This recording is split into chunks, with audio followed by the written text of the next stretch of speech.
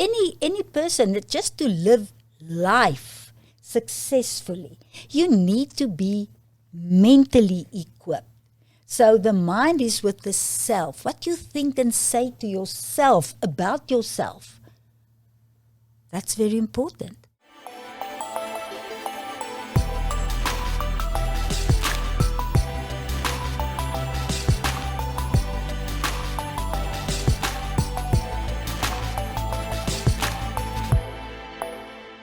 Well, we have such an honor this morning that we have Maretha Claasen in our studio this morning.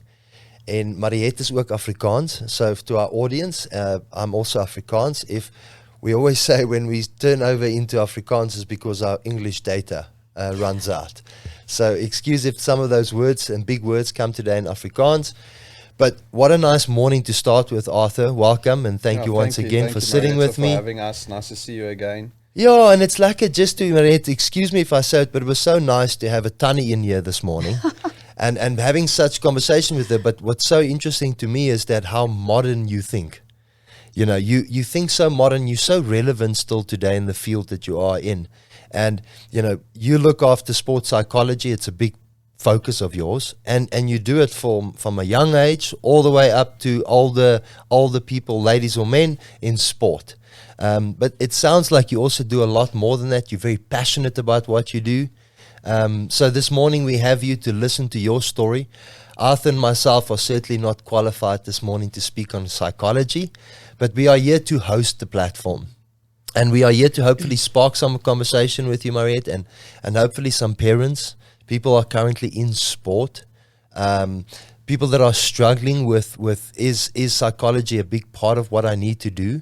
I think there's still some education. Yeah, education is one of it, but there's still an attachment that a stigma that psychology is not necessarily necessary, and you don't find that just in sport, but in business as well, because in business it's also become hugely important because of the circumstances we deal with on a day-to-day business, both personal and business, to become a little bit more stable.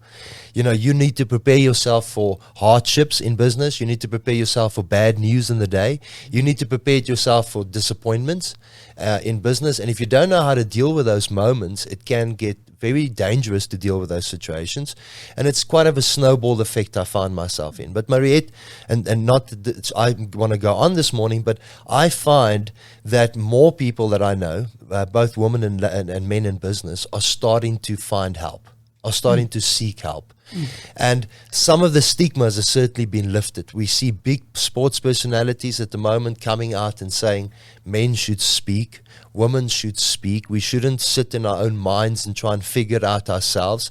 And it's okay, I think, in summary, to ask for help. And that's why you this morning. So welcome. Tell us a little bit about you, and just dive into it, because every conversation with you is just organic, and whatever comes out I find very interesting, and I think everybody else would the same. Well, thank you. But first, let me just say good morning. I want to say good morning or hello to Albert and to Arthur. Thank you for inviting me to be here, and to all the listeners. Thank you, Maretha. It's good to be here, and I feel honored that you asked me, and specifically about the field, the work that I'm doing. To connect to you with the fact that people are seeking for help.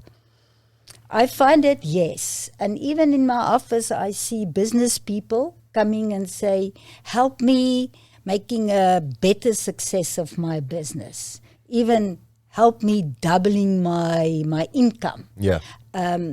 Also sports people, because people think that psychology, you know, if you say, oh, I'm a performance psychologist or I'm a sports psychologist specializing actually in sport, they think, okay, now you're going to help me to get that medal or to get the first prize, or in golf win that millions.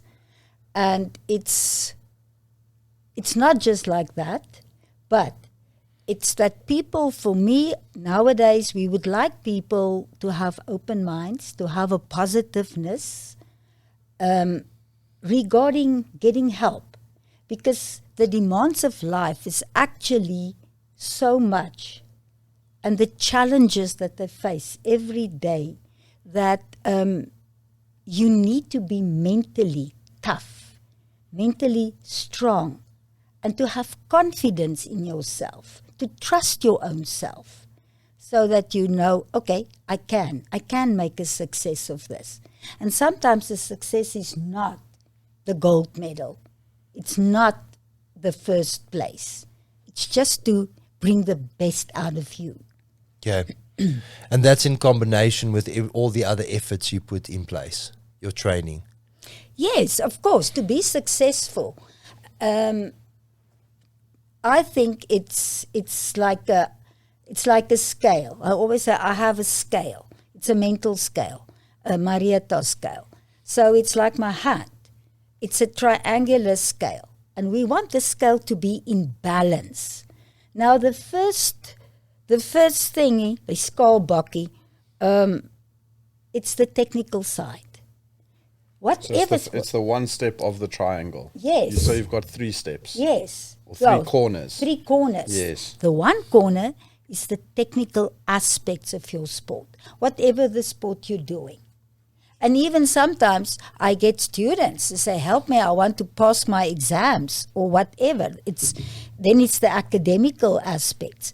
But it's this side and then the physical aspects. Many sports people, of course, sport is physical. And if you are a runner, yes, you need to be fit and be strong.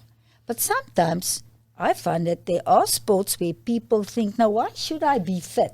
I am fit, like golfers. Yeah. 20 years ago, fitness wasn't even a thought in golf. Exactly. And that's why Tiger Woods maybe dominated from Yes. a mental capacity point of view, and that's why he was so strong, because he put fitness with the technical and the mindset all in together. And obviously his mindset was a lot more stronger for a period of time because his fitness was allowing him to. Exactly. And research has shown us Yes. that if you are physically fit, your stamina is high and good, you're able to concentrate better.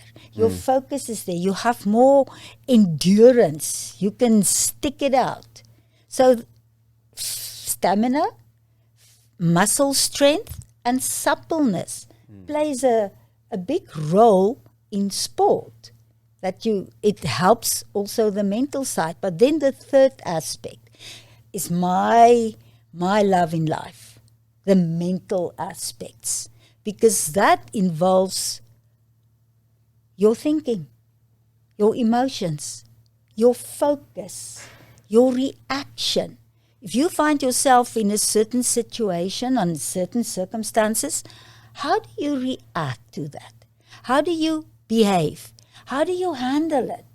How do you cope with it? How do you perform?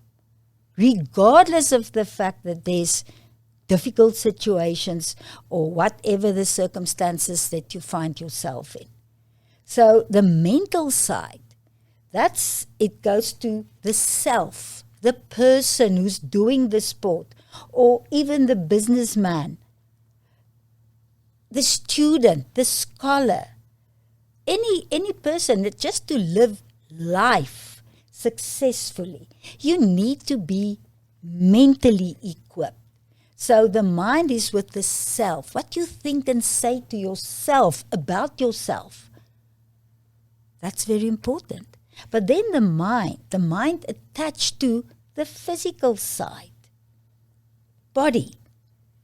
Do you feel fit and strong, this body? And as you say, a few 2 decades ago, Tiger Woods, or 3 decades, it was 2, I think, started with he have muscles, and I mean he built a lot of muscles. He even had to become smaller again, and because there was a complete swing change with him.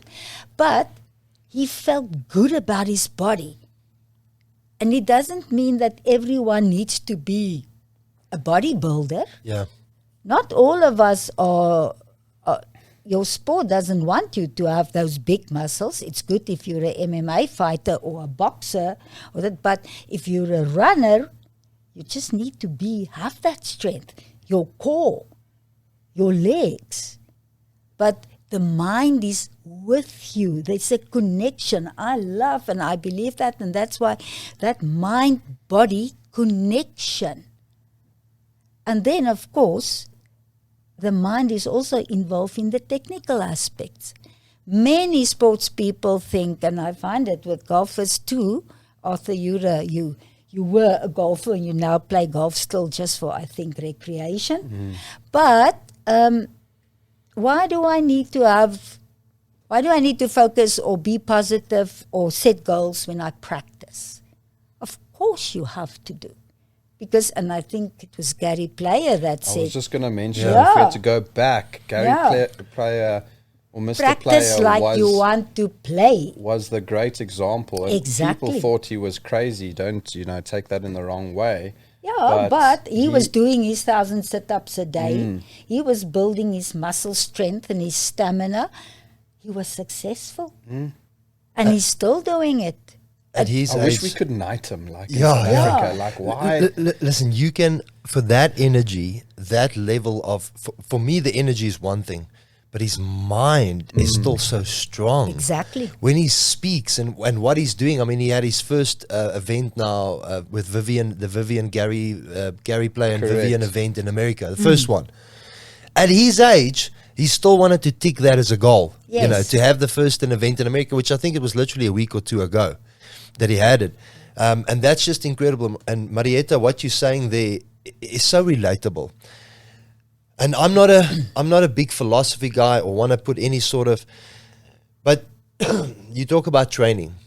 When you start training, so I'm not 22 anymore, so I don't build or train to necessarily have big muscles and look like I'm a bodybuilder.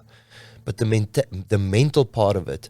So if I can't get to the gym in the morning, I still make sure I do 20 minutes of something. That changes my entire day. Exactly. But it doesn't just change it in a philosophical way, or it is a commodity for me. And hear me out. I come in, I'm more positive. My mindset is different. My mind opens up in the gym time in the morning. By the time I get to work, I've seen the bigger picture. I'm now more productive for those 20 minutes that I put in. More productive to my customers. Yes. More productive on strategies. I deal with day-to-day management a lot better. Therefore, my business is healthier. And it all comes down to me taking the responsibility to train a little bit in the morning and take that time away from everything else. Exactly. It's a discipline. Yeah, it is. And what does it ask?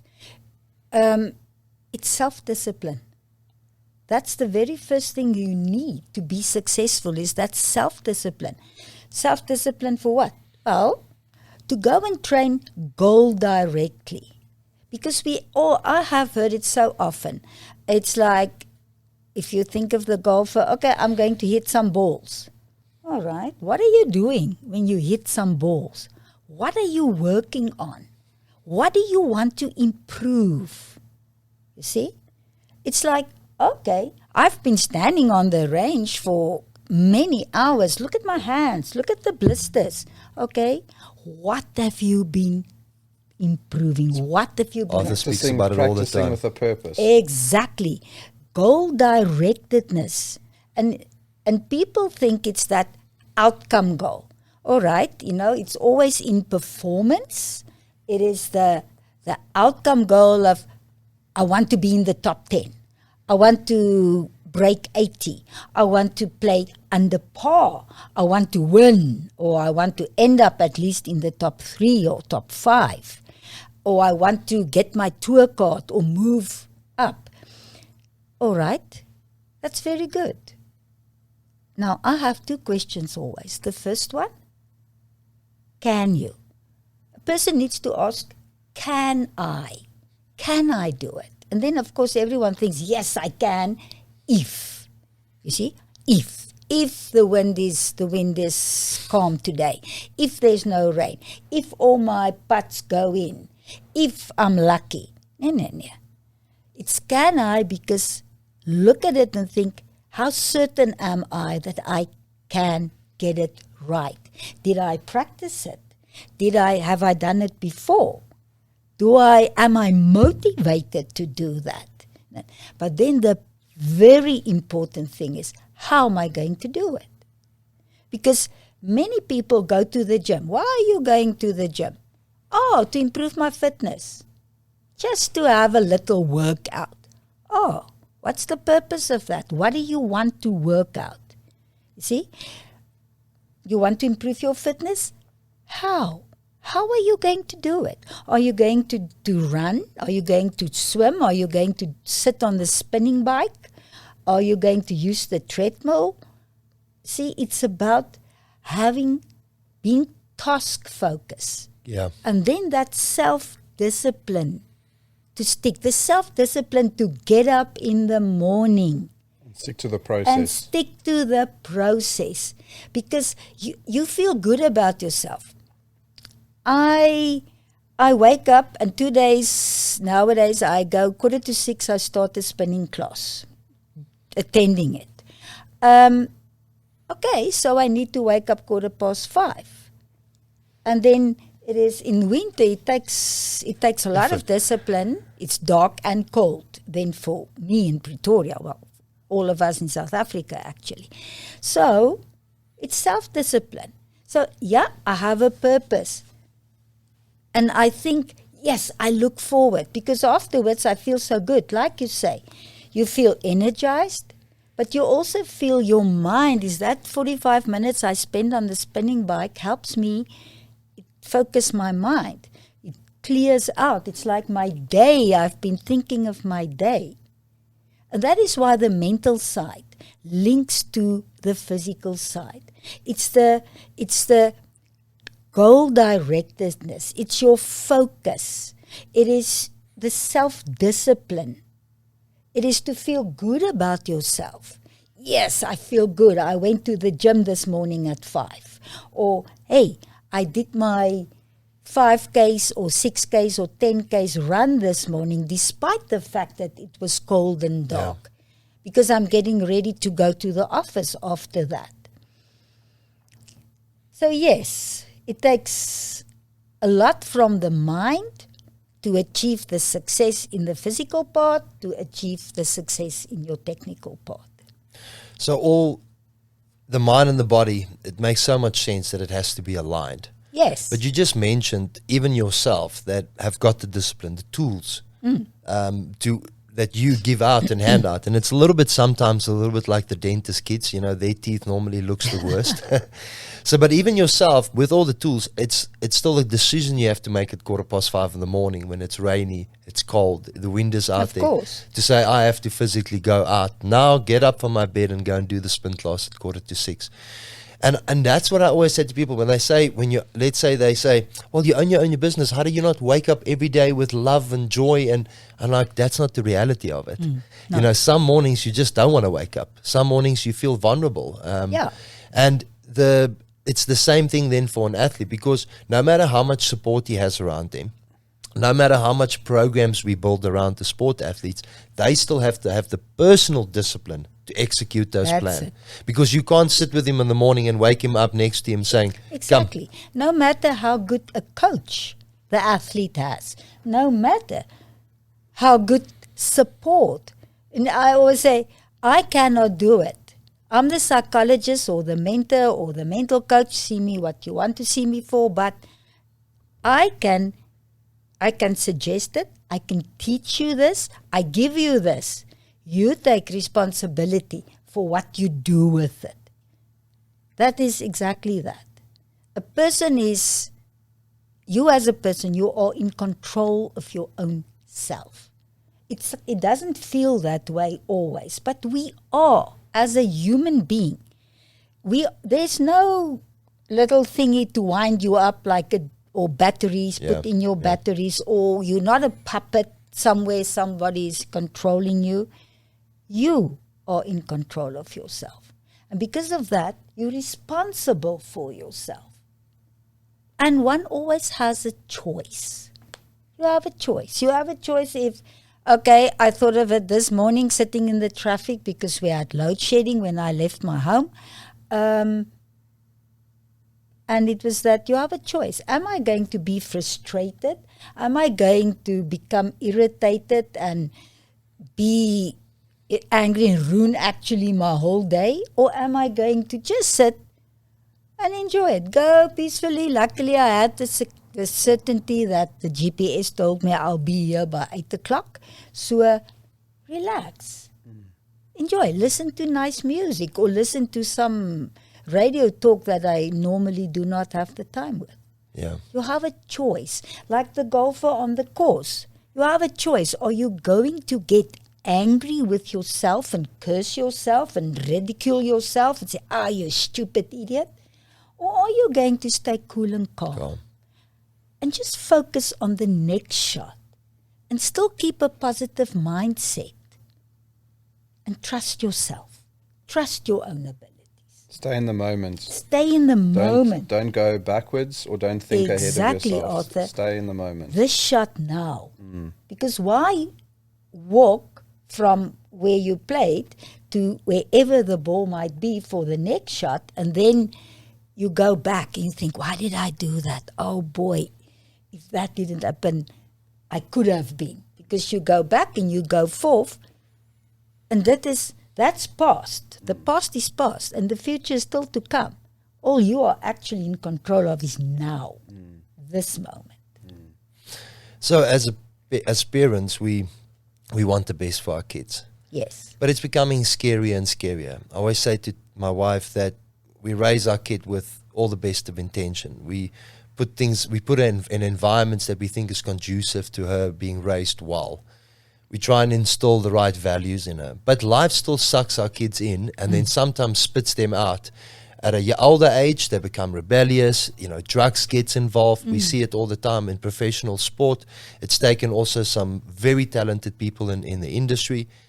And it's like, okay, I put my kids into sport. I put the discipline into them. I surround them with the right thing. But then life has still got this 50-50 chance of my kid being completely rebellious for 5, 6, 7 years, whatever that time frame may be. Then if you look at kids to this day, we are grown up we say you have to be strong. Don't, if life throws something at you, take it in and just take it on. Don't try and seek help for it. I'm a parent. I'm sitting here and I'm listening to you. My kid is 7 years old, 9 years old, 12 years old, 14 years old. They're taking a particular sport seriously. What do I do right now? How do I approach this and to say that, yes, on the one side, he might be, so let's say it's not a professional view. That's not necessarily the goal. But psychology helps with so much more than just the sport that I'm in. Psychology. How does a parent start this? Where do we start with all of this, Maretha? And what would be your advice to parents to say, I think that life is far different than, let's say, 40 years ago or 30 years ago when we were raising kids. I could still play tok-toki at night in my area and the neighbors would take us home. That's the low kids from number 17, and we would be 3 kilometers down the road. It was that type of community environment. And then the parents would bring them, they would, say to us, why did you play tok-toki? But then they might even have tea with the parents. That's the environment. So we had no fear of life and being hurt. It was just, we could be kids. But nowadays, we're locked up in the States. We are limited to where the movement is. When your kids go out at night, it becomes the biggest stress of anything. What do parents do at the moment? At what stage do we start investing in psychology to our kids? And I think also when. And when. Yes. When is that important? And I'm saying not necessarily just with a professional mindset. Because out of 100 kids, there might only be 2 that can become a professional. So let's speak to the general public a little bit. Okay. When do you do and how do you start that? To me, psychology, not just psychology per se, because I'm a counseling psychologist and I specialize in sport psychology. Sport psychology links to performance psychology. And it's to help a person and even a young kid with developing. Psychology has to do with the mind, and in schools and even at home, yes, parents do, like you say, the morality is there, the principles you teach your children and values in life. But let's take the sports psychology. I think every child, every person that wants to not just do sport, but it's to develop, to help you to bring the best out of yourself, whatever your abilities are. You know, sometimes we think of academics and a person would say, yes, but they work so hard.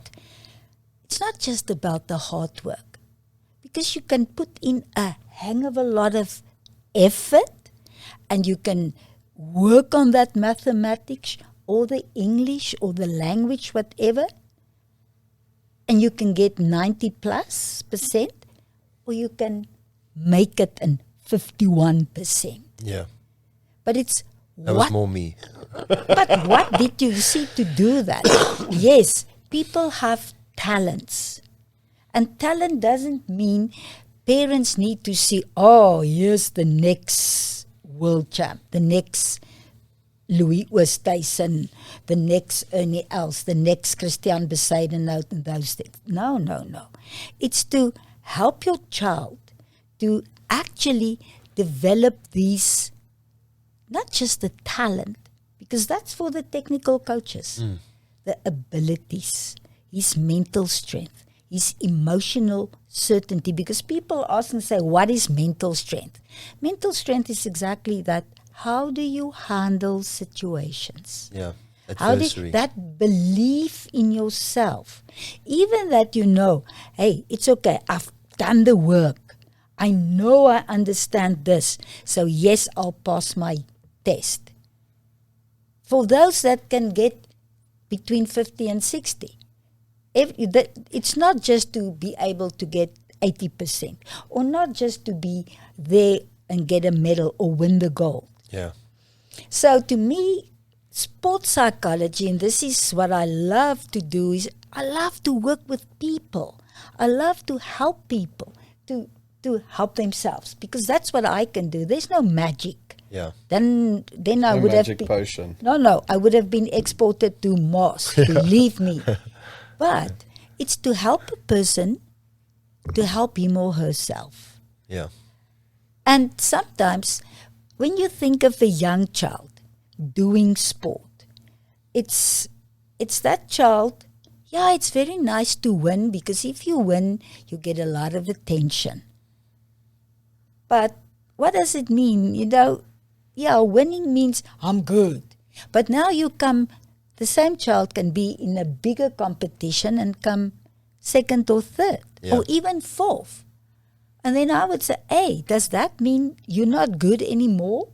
No, but it's about get the best out of yourself. I always say to the runners and people where time is a factor, your opponent is the stopwatch. You came maybe fourth or sixth, but did you improve your time? Yeah. If the times improve, you can say, yes, I'm getting faster. I'm getting better. I'm improving. But we have, in our country, there is a thing of outcome goal. We outcome orientated, result orientated. I mean, it's almost the end of the country or end of the world if the Springboks don't win. Yeah, but it's the same in New Zealand. You know, when the All Blacks not winning, it's the end of them. No, it's not. That is a perception. It's to actually help a person develop, get insight. Help them to think and be smart and say, hey, okay, today I played tennis and my serve went into the net most times. But, okay, I stayed cool and calm. Many of my young clients would say, the first positive is, I stayed calm. You say, in Afrikaans, they would say, yes, Tannie, ek het glad nie kwaad geword nie. I didn't get angry with myself. And then I would say, fantastic. Well done for you. Pat yourself on the shoulder. Because next time, this same child, in a different situation, would also be, hey, come on, stay cool and calm. Because if you're cool and calm, you can think. You can focus. You can judge better. You can make better decisions. You can do better. You can do better. Because this same child can grow up with the 20 years along the line, that same person can be a businessman or in any other career and stay cool and calm. Whether you're a businessman or whether you're a brain surgeon. The situation you find yourself. So cool and calm. Trust yourself. So for me, working with young athletes, and I'm serious to say, I always say my clients is from 8 to 80. Yeah. I actually do have a golf client. He's in his 70s. He came to see me for the first time in his life in his 70s because he wants to improve his golf game. Well done for him. He's an amateur. Yeah. Well done. What a brave move. Also, there's a stigmatism of going to psychologists, even from back in the day. You know what I mean? So you remember, the people see psychology. You're a psychologist. You work with mad people. Yes, mal. I'll quote Eric. He said, I see a psychologist not because I'm mal. Yes. Yeah. It's because but Maretha, it's so obvious to us when we are older. So, and Arthur would know this as well, you know, from a professional sports perspective and from a business perspective, the people that remain calm under stressful situations are the ones you always want. They are the outstanding performers. They are normally the people that can get just as passionate about something, but when the time comes, they can be calm and say, let's take a step back and let's look at the bigger picture. And in sport, we talked about this on the show before. We think, even a normal amateur from the side can see everybody on the, let's say, the top 130 or 50 in the world has got skills. Everybody, one of them. They can all chip, they can putt, they can all swing, drive. They've got all the gear. They can't say this one's got better gear. They've got access to everything. But the mental shift is what makes the difference on a Saturday and on a Sunday. Yes. And we see it, but we then go, he was just born with it. But, but that is the stigma that needs to be reduced to say, no, there's a team around him that has helped him to become the person he is today. Exactly. So seek out help. That takes a long time. There's also this thing of, okay, I'm seeing a psychologist, now magic is going to happen. No.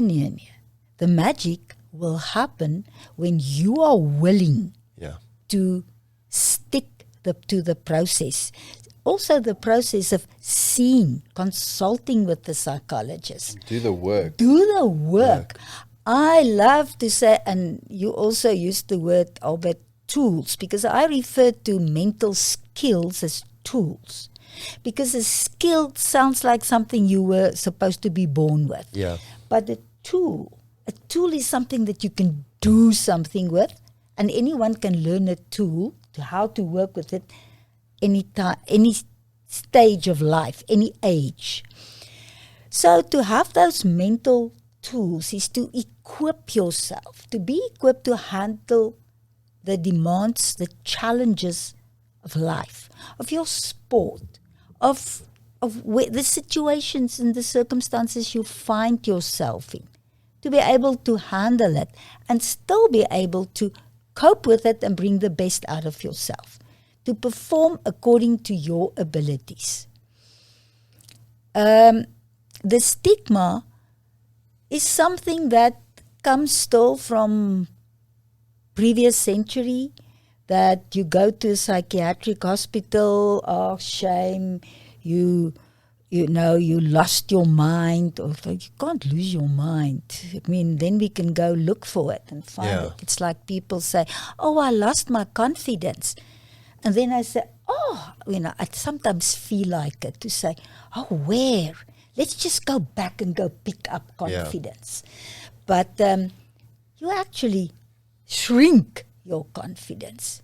You make confidence that's supposed to be as big as Goliath inside. You shrink it. So confidence becomes like little thumb.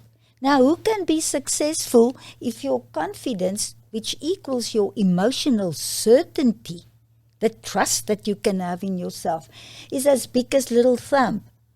So the good news is that, you didn't lose your confidence, you just shrink it. So confidence goes and sit and hide at the back. And that is where I feel the clients I've been working with for a few decades now is they are more able to do what they do with certainty, to trust themselves. And sometimes I have had golfers who started off playing golf and they were great amateurs, and then later along the line they changed because they left, okay, professional golf, now I gave it a go, but they go in a different direction. And they're absolutely so successful. And it's not just golfers. It can be a tennis player. It can be, because in school, hockey player, rugby players. I mean, it's not just the fact that, okay, I'm fast and I can run with the ball and I can kick a ball, so I'm a good professional rugby player. And sometimes it's that every young person who can hit that little white ball with a club, it's not you're not going to get all those millions 5 years from now on, or 10 years or 20 years from now on. But in whatever you do, I find the people I worked with, they become just more confident. They're more positive, because I love the positive outlook. And do you find that across life or just in the sport life? Yeah. Across life. Yeah. Very often mothers would say to me, yes, what did you do with my child? You know, the first time a mother said that to me, I thought, okay, what did I do? And I quickly thought, okay, was it something that was said? Yeah. And I said, why? Because she said to me, my child enrolled himself for the debate team. And I thought, good for him. Yeah. Well done. Yeah. Because he built his confidence. He became so certain about himself. And the fact that in his sport, and he was a cricketer, in his sport, he became better and better, and he did not end up as a professional cricket player. But also in himself. Yeah, it served him well in life. Exactly. It served him just well in life. And to me, that is what parents, that's a gift that you can give to your child, instead of just tell the child, okay, here's the best bicycle money can buy. Here's the best clubs money can buy. Here's the best tennis racket. Or here's the best coach. And you have 4 coaches, so yes, private coaching. Help the child to develop mentally. And it's not only for children, it's for anyone, any person, at any stage of life, because it helps you as a person to be a better person in any way you want to be. Better is a word, but what's better? Some is to just have better relationships, more relationships that can be enjoyed. Some is to do more studies, and they think, hey, actually I can go into this direction. To think, wow, I do have the skills. It's to run your business in a more successful way, in a more productive way. So there's always the fact that if you are mentally more skilled, you are in contact with yourself, your emotional part, your physical, your technical, academical part, and even your spiritual part, whatever the spiritual denomination. I think if you even look at just in the general in life, okay, you get guys that do not know how to switch, let's call it the light or your brain on and off. It's always on. Yeah. It's like their brains are ticking all the time. And that obviously affects your health physically because of the stress factor that involves that, you know. You know, you could have a heart attack or other small factors. I don't want to go into detail. I'm not qualified for that. But just as a general person, whether it's a businessman or the general person, you know, turning your light on and off is crucial for yourself. It is crucial for yourself, and it also involves the enjoyment you have, because one needs to enjoy what you're doing. Yeah. Whatever you're doing, how hard you work, how much you practice, how long hours you spend, enjoy it, because it gives you a purpose in life. So the enjoyment is a very essential factor, aspect, I think. Because, switch on and switch off, it is, I'm now focused and I need to go. And you can get people, they one-track minded. They just focus, achieve these goals. But along the line, so many things were missed out. But Maretha, we know this because if you, and I mean, not realizing we know it. So I speak about this quite a bit. Let's say an amateur golfer. We see it in our own lives. Halfway they have 2 beers. All of a sudden, that swing is in rhythm. And birdies are falling. And the first time I'm like, what happened?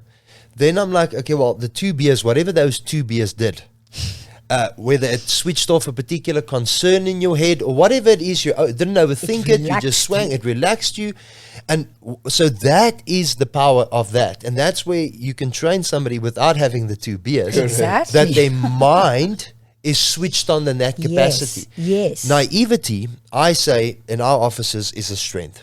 So when you, let's say today I say to you, Maretha, for you to become a sports psychologist, you're going to go through this, you have to study this, you're going to deal with people here, this is the rough income you're going to get.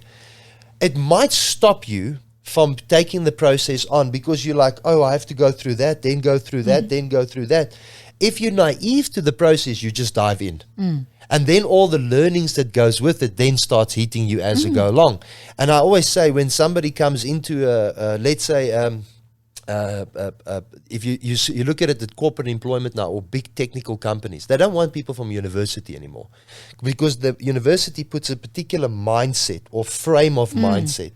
When they come out of school, they'd rather have them immediately so they can open their minds to what's possible and what's not, what's possible and what's not. But we lose that naivety. And I always feel, I try and say to everybody here, we need to keep it. So if somebody says to you, this is the journey and the struggles you're going to go through before winning a Masters, it might almost be too daunting to take on. But if you are oblivious to it, then you take it on with a lot more passion. What does that journey look like? So at 8 years old now, we know, even younger, that it doesn't necessarily have to be a professional focus, but the psychology will help them in their greater part of their life. But what happens to us when we are young, naive in certain ways, but then we get older? 18, 19, 20, 22, 23, whatever that time cycle might be. All of a sudden, the putts do not go in. Do not go in. They do not fall. Then what I see is it's a jump, and then at 31 and 32, and I'm not putting a particular age on it. Eric van Rooyen being a great example. Now, at his age, he said to us the other day, I only feel like I'm starting. So imagine that if a youngster can just take that, don't be so harsh on yourself at 16 and 17. Here's a guy that says at 32 or 33, now, watch me now. Exactly. You've still got so much time to achieve everything you've wanted to achieve. His talents are there and he puts in the work, but it's the development. He has the mental skills. He learned those tools. Yeah. And he's using them. Yeah. But it's also the experience. Yes. And he actually, and many people do that, most people that's successful, got insight into himself or herself. And you say, what do you mean when you say that? Just a rough idea. Okay, a person, because sometimes the person when they're young, and I'm now, it's no Not names. generalizing, Yeah, no generalization. I get those young ones. They are here around 12, 13, 14 years, and then the parents would say, oh, she's so perfectionistic. Everything must be perfect. The person is driving himself or herself. I must be the best. I must this. Yes, the talent is there. And yes, so like you say, the performance goes very well. But then there's a stage where you start to think, okay, what's wrong with me? What happened to my swing? What happened to the putts? And it's not that something happened. You might have become, unknowingly, sometimes you're just too outcome focused. I must be the best. I must win. I must make this. And then that causes physical tension, anxiety even, sometimes even panic. And it causes you to start to think away from the course or the court or the pool or the track. Start to think, yes, but I need to do this. Yes, if I can just run faster, if I can just make more putts, if I can just do this, then I'll be okay. So you push yourself. And there comes a time in life when you realize, hey, you know what? I do have the physical abilities, the talent. And yes, I do have that inner motivation. I want to. This is what I choose, even if there are other possibilities. Could have become a this, or this, or this, or that. I choose to do what I do now. Like, choose to be a professional golfer.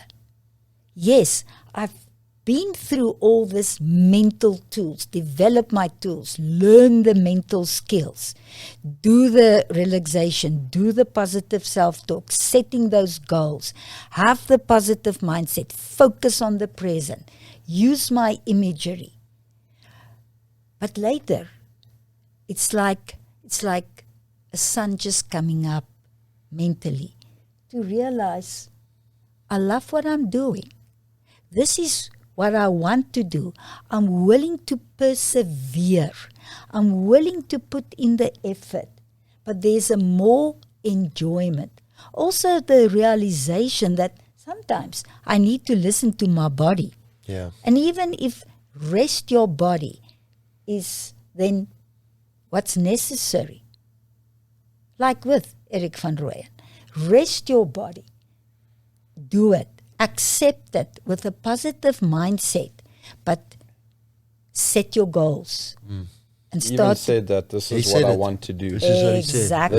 This is my whole life, and exactly. You know, I don't want to quote him, but you can see that he doesn't want to stop. He wants to see where it's going to take. Stop. Yeah. He is going to be very successful still, and he is successful because we also need to look at what is success. Like I said, and you said that success, some people think success is to be the number one. Yeah. To stand on the podium on the one, that middle one, get the gold medal, be the richest, be the fastest, be the strongest.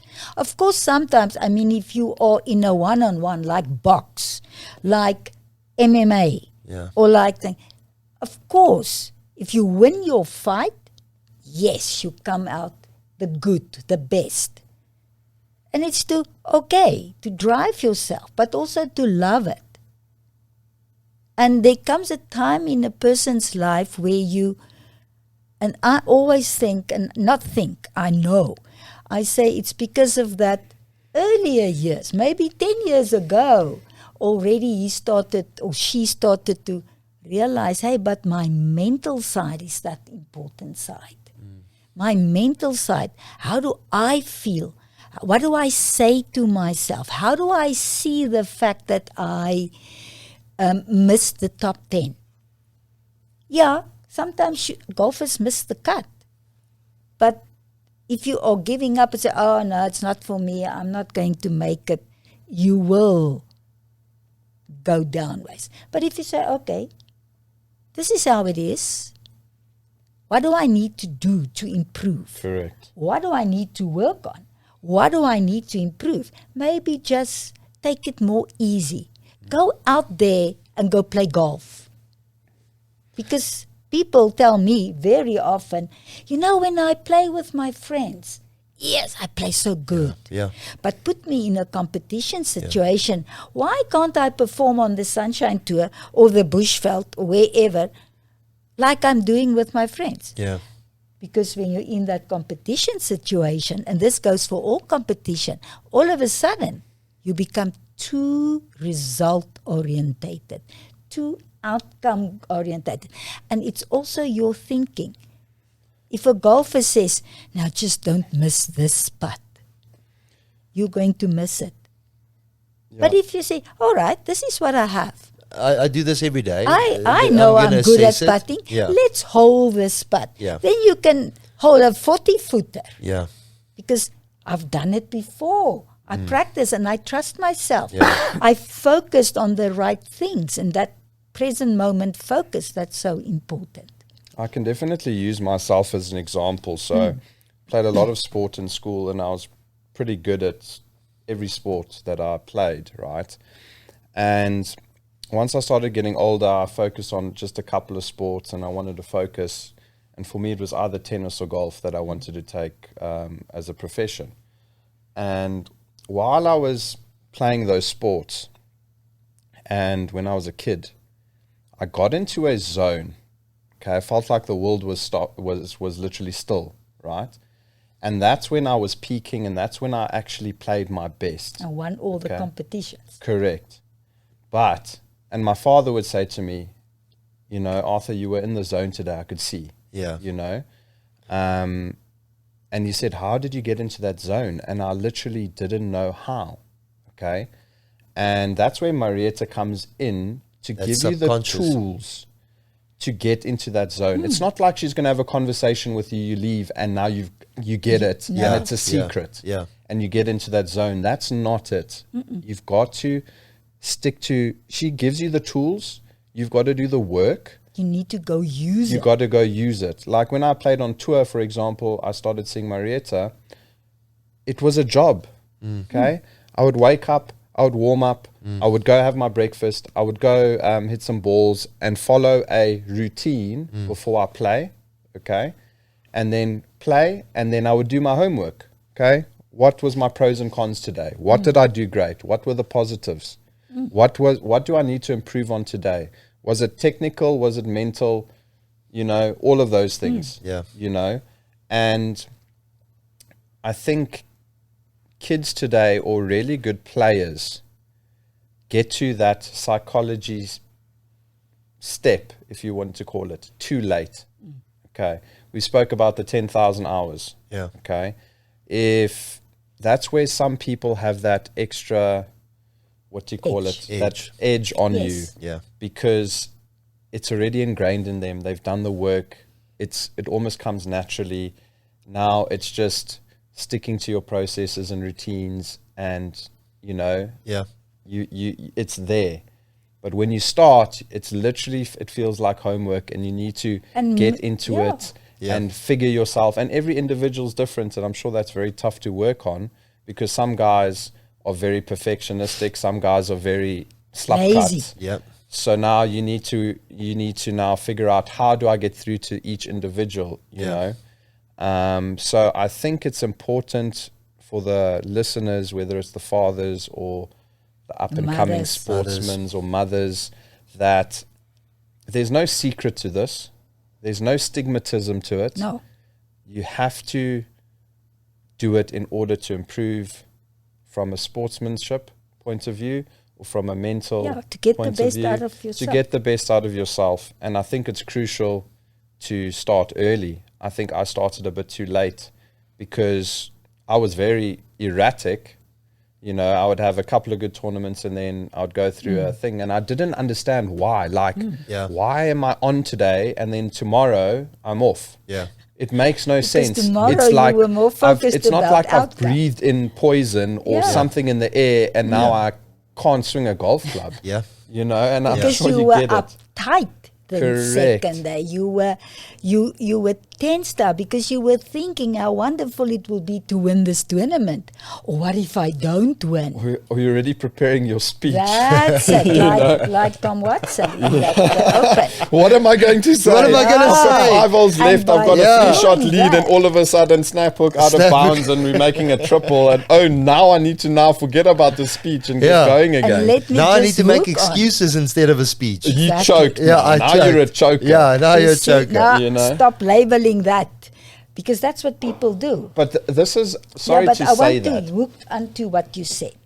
but it's just the stigmatism Yes. on what people think. Exactly. You get me? And Yes, we What need will to they talk think about it. about Yeah. me if I lose? They can think what they want. It's what you think of yourself. Correct. I'm starting But to realize that very much in my older Very age. important, Yeah. and that comes with older It does, age. yeah. That's exactly it. Yeah. Comes somewhere when you are here in your 30s, it hits you. Yeah. It's like now. That's why I say insight. Yeah. All of a sudden, that light goes on. People can think what they want. I am doing what I love to do. I'm doing what I find I'm good at. Of course, you need to be able to do it. So I'm pursuing this. And I want to hook on to that, what Arthur said, because that in the zone. Many people say, Maretha, just help me to get in the zone. Okay, but we need to start with your thinking. What are you saying to yourself? It's not just, okay, click, I'm in the zone. In the zone means that present moment focus. Just focusing what my body is doing. An example is gymnasts, divers. I mean, it takes a few seconds to do that routine. In that golf swing, that putt.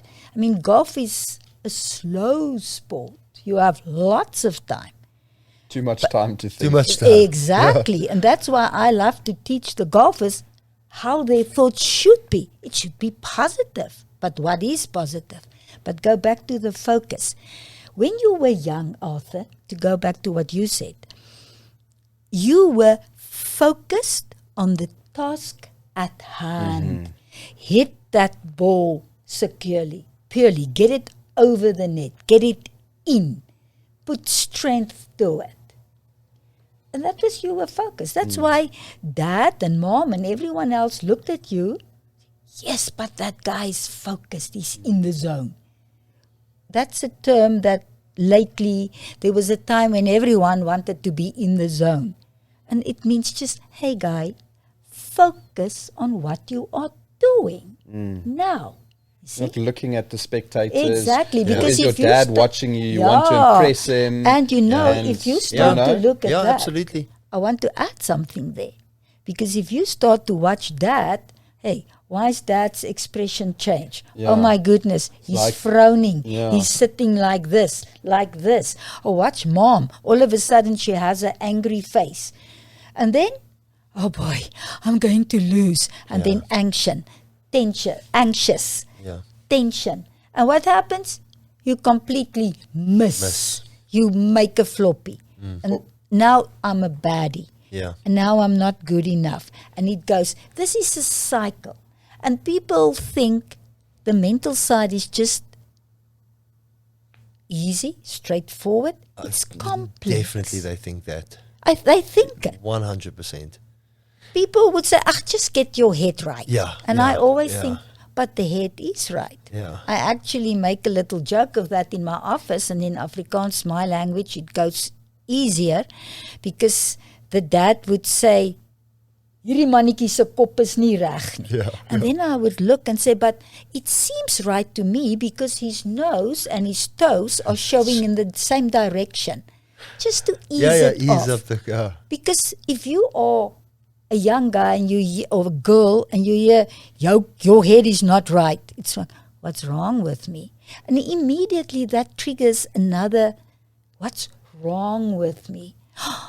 And then it goes another thought. Maybe I'm just not good enough. I'm not as fast as she is. I'm not as strong as he is. I'm not as tall as he or she is. I'm not good enough. No, maybe I should stop, because I don't want to feel embarrassed. I don't want my parents to feel ashamed. And it's a vicious cycle. Yeah. The mental part, and that's why I keep on saying it, the mental part is a complex part, but once, and I make it easier to understand, because, wow, I've been studying most part of my life It doesn't stop. You're still studying. I'm still studying. I'm still doing workshops. I'm still doing courses. I'm still studying. And to help a client, what is psychology? What is my mental side? To explain. That's why I say I have a scale. And in my language, and Arthur, yes, you said that you worked with me. I never say what's your strengths and what's your weaknesses, or this is good and this is bad. I refer to those, the not so goods or the not so positives, as OFIs. That's the word. Opportunities for improvement. Steve is still remembering it after all these years. Because I see a mistake, a not so positive, a negative, a weakness, as an opportunity for improvement. If you can improve this from a 3 out of 10 to a 6 to a 7, you think, wow. I've seen a client this week, and she said, it was a swimmer. See her just now 4 weeks, and last week she had a gala, important competition, and she improved her personal best in 3 of her events, 3 of the 5. And I said, wow, how did you do it? Because I want her to think, how did I do it? And she said, you know what? I enjoyed it, and I was cool and calm. And I just told myself, go, you can swim. So she didn't train exceptionally harder. Well, she did train, and she applied the mental tools. Yeah, but what I mean is, it says she was already disciplined in training before she saw you. She's a swimmer. She's a level, but her coach said maybe now it's the time to go see a sports psychologist. From a parent's perspective, I invest that time and effort into somebody like you, but the results are shown in the field, which means that it's not an investment, it's a fantastic... it was a very well spent time and money. That's it. Because it costs money to see me, a psychologist, or a sports psychologist. It costs money, but it's well spent, because that young girl is now going to stick to that and say, yes. And already I saw her this week, and she said, you know what? I have another gala coming up, and I'm going to work on those other 2 events itself. Because I asked her, okay, this was your positive. What is the OFIs? Yeah. What do you need to improve to swim faster? That's what it's about. And generally, if you think about it, yes, you got to train hard and of do course, all of that. You need to train. Better, train is very hard. But you've got to improve on yourself. That's it, Arthur. That is the shift. Yes. You know, if you're doing something with a passion and you work hard and stuff like that, and you feel like you're not getting anywhere, then the answer is you got to work on yourself to get better, because you are limiting yourself. Exactly. And that's coming from personal experience as well. For me, I felt like time was running out. Yeah. You know, we're getting older, you know, yes, I'm still playing on the Sunshine Tour, but I want to play in Europe, or I want to play on the PGA, and I'm still here messing around. Or what's wrong with me? You know what I mean? Yeah. And maybe I could have improved on myself, but I was realistic, and I thought, you know, let's do something else. But often you need to be realistic. You really need to be realistic, because if you have been going on for 10 years, and I have wonderful examples also.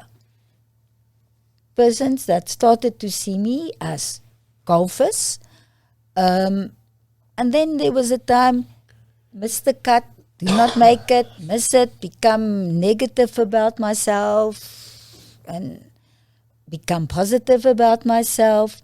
And at times, I would say, what's the options? Yeah. Because people say, and Arthur would know, Christian. after playing, and then it's like they say, I'm not enjoying this anymore. Not meaning the game or the sport I'm doing. And we're talking about golfers now, the competitions, that go out there and grind and work hard. It could be the traveling aspect. Also, but also there are other options. Yes. I have an example of a golfer. He saw me and I actually said, you know what? You're very intelligent. You have that brain. How about thinking of studying? And he actually said to me, you want me, I'm in my early 30s, to go sit at university amongst first-year students, 18 years old. And I said, so what? Who cares about age? Yeah. It's about what can you do? Yeah. And yes, it was quite a shock to him, and he actually took it up. And And didn't his golf improve as well? Or we're thinking about the same person? No, his golf at a time improved, but he left it. And this specific, we are thinking maybe of two people. Okay. He left it and he went to study BCom. And he got his master's, his MCom, and he has a business. And he is so successful. Very successful. One day he just called me and said, I want to come and see you. And he came in and said, hey, thanks for the advice. Because he did have the courage to go and sit at the university, enroll as a first-year student amongst 18, 19 years old and study, and he never looks back. And maybe the fact that we think also of a person, that person's golf improved. When he started studying, because he was actually very intelligent. Very and he much. wasn't getting personal satisfaction of just playing golf. Something was missing. Yes. And the minute he started studying, I think it was a UNISA, I could be wrong. Yes. And his golf started excelling, and he started playing well, winning again and whatnot, because of that missing link. But it was the cognitive stimulation. The stimulation. Cognitive means your abilities, your aptitudes, your brain abilities. And even for sports people, I always say, remember, you have 4 selves within the context of me and all the me's that you all. I have actually 4 main selves. It's my cognitive self. So what am I doing to stimulate my brain? And even if you just do crossword puzzles or read or Sudoku or do something, you stimulate your brain, your career. I mean, I keep on studying because I need to know what's the newest on the psychological field, but also to stimulate my brain. Your physical self. What are you doing for body? I see people who they work. They spend 18 hours a day on work and sit and work, but their physical self, there's no exercise. Yeah. Not talking about sport, but just exercise. Yeah. Going for a walk for 30 minutes. Going for a walk. So I immediately start to introduce an exercise program because the physical self is shrinking. There's the emotional self, which involves your relationships. First of all, with self. How do I feel towards myself? What is my self-talk? Do I think Maretha is okay? Even if I'm not okay, I think it's okay not to be okay. Great. But then my family, my friends, my community. Later on, just to be in a supermarket and to be friendly to the cashier and say, hi, how are you? That's your emotional self. But then your 4th self is your spiritual self. People are actually sometimes surprised and say, what? Do I have a spiritual self? Yes, you do. Your spiritual self is that part of you, and no matter what denomination, but it's just that part that also wants to be developed. So your 4 selves, if you're a sports person and you only go into sport and it's physical, what is happening to your cognitive self or your emotional self or your spiritual self? You see? If you're that academic fundi and you only go into the cognitive, work. Oh boy, you know what? I see so many of them becoming depressed. I get people in my office, they down, they negative, they depressed. Oh, tell me about, how's your day? How's your work? No, I work. And with COVID worldwide, they started to work from home. So there's no contact to the outside world. Yeah. I'm just at home, working. The physical self is shrinking. It's gone. The emotional self, the spiritual self. So there should be balance. That's actually the secret. Balance. Just balance. I am working. I have friends. I love people. I need people in my life. I'm talking to myself about myself now. I love my work. Yes, I can spend hours on end just talking to my clients, helping them. I always say I have a 24/7 cell phone. You can call me wherever and whenever. I'm there for you. But I also attend to my physical self. Yeah. So that you can be ready for, of course, for whatever because life the throws at you. mind-body connection. And I'm a road runner. I was just about to compliment you and say, if you go to Maretha's office, and you can see the hundreds of medals she has from her history in road running, cycling. What a and mental I'm still game. a road runner. And last year, my youngest daughter and husband introduced me and my husband into trail running. So next weekend, it's the Run the Berg 2-day stage run there in the Drakensberg. And I hear it's, I'm going to. We are busy with that. Yes. All of a sudden, my physical self feels very uncomfortable but next you just to you. need to work on your physical self. But the fact is, healthy body, healthy mind. Healthy mind works to healthy body. I just have that. This is me. I like the mind-body connection. And everything the mind stands with. That's all your thoughts, all your emotions, all your actions, those things, your focus. But people also need to exercise. You need that. Your physical self needs that to become more fit, to work on your muscle strength, your suppleness. I mean, I sometimes look at people, they're in their 50s or 60s, and I say, oh boy, that body finds it difficult. There's no more suppleness. So people owe it also to themselves to work on their physical side. It's not to become now a sports person. Yeah. It's to just do something. Yeah. And if you're a golfer, instead of going on the cart, walk briskly. So it's like you say, it's not necessarily to say tick the box of physicality. It's because it serves your mind well in the day. Yes, it serves the mind well. Correct. Yeah, it serves you well. It serves. Even to do, there's a mental tool, I call it your deep breathing tool, which is your a tool that helps you to relax. Meditation. It's good to do that. But even if you spend, 3 minutes a day somewhere in your morning, just to sit very quietly with yourself. And just sit. But it feels a bit silly, Maretha. And breathe. And I'm not challenging what you're saying here. I'm just speaking from a general sense. Yes. So I'm a busy man. Yes.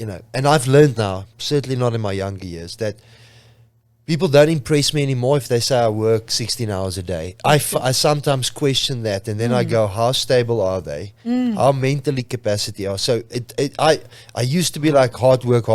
Yeah. But now everybody in our offices understand you must work with purpose. I'd rather you spend an hour on something than 4 hours, but doing it far more with the deliberation or effectively and purposely. And I'd rather you go and run for half an hour after that. Exactly. And rather take a break than you saying, I sweated it out at the office today. So I think we need to really say that's just a bunch of nonsense now. I think that hard work doesn't translate into productive, satisfying, happy, hard work also health. doesn't equal success, but it's necessary. But there's I can tell you now that there would be a stigma of saying in the morning, taking the deep breaths, because it's not immediate, because we live in an instant gratification. I always say, I wish the first golfer, and Hideki for me is if you when he won the Masters, his caddy went and respected the last green that he was on. Yes. Then I say to myself, people don't understand what a different cultures they were raised in. Very a caddy walks off there, he's raised in a very like, I'm going to go grab a beer, life's over, where the caddy takes, a caddy like Adeki takes that moment in. It was so nice to see. So nice to see. And I say to myself, I can see that guy's stable mentally. Yes. Those are the hard, silent workers. They might not be the guys that come into a crowd and take over the conversation, or they stand out in the crowd, but when they're on the course, they can beat you at any given stage. And those are very powerful people. Then I said to myself, okay, this morning I'm exercising, now I have to go and sit. So, for me particularly, and like you say, it doesn't matter what domination, but I take a moment in prayer. But even my prayer, I speed up. Because I'm like, I don't have time, God, to go into all the different details here. I'm just going to highlight and speed it up and hopefully tick that box in a sense. And I'm still guilty of it today. So I hear you what you're saying. We need to take deep breaths. We need to take a little bit of time mentally for ourselves. But after all these years, there's so many books, great people that speak about this, but it doesn't necessarily translate into people accepting it. Yes, but people think it takes up time. And you know what? I always tell my clients, at every red robot you stop, or even be in slow traffic, because if you live in South Africa, in Gauteng, you have slow traffic many times, even on the national highway. Use that time.